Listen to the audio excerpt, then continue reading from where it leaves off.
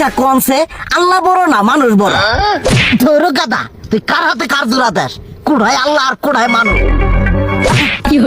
যেটা কবার কইছে ওইটা কন। আল্লাহ বড় না মানুষ বড়? আল্লাহই তো বড়। আল্লাহ বড়, তাহলে আল্লাহর কথা না হইনা মানুষের কথা শুনেন কে? তুই কি কইতাছস? কি আর আল্লাহর কথা মানে না মানুষের কথা মানে? হ্যাঁ, কি আর মানুষের কথা শুনেন তাই না? আমনে যে ওইদিনকে ডায়াবেটিসের রোগ নিয়ে যে হাসপাতালে গেলেন, ডাক্তার আপনার কত কিছু খাবার না করলো, সব কিছু না খাই এখন চলতেছেন। তাহলে আল্লাহ যে আপনারে কইছে যে হারাম খাবার না, সুদ খাবার না, কই আপনি তো কাম কাজ বাদ দিয়ে এলাকার মধ্যে টাকা পয়সা না গায়ে খালি ওইলে দিয়েই খান। নিজেরা টিয়াও হালাল ভাবে কামাই করেন না, ওই সুদ তো না কটা টিয়া করে লাভ আহে ওইলে দিয়ে দিয়ে চলেন আর পেটা বড় বানাইছেন। শুনেন একটা কথা কই, হারামের কোনোদিন আরাম নাই।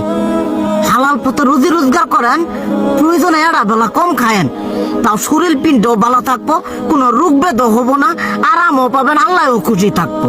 তুই আমার এইভাবে বুঝাবি আগে কইলি না কে?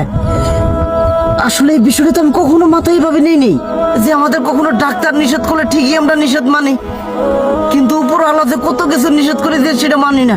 আর এই যে হারাম পথে টিয়া পয়সা কামাই করতেছেন, শরীরের মধ্যে দুনিয়া রোগ বেত হয়েছে, দেখা যাইতেছে যা টিয়া হারাম পথে কামাই করতেছেন তার তো বেশি টিয়া মনে করেন জ্বলেই যাইতেছে গা বেশি।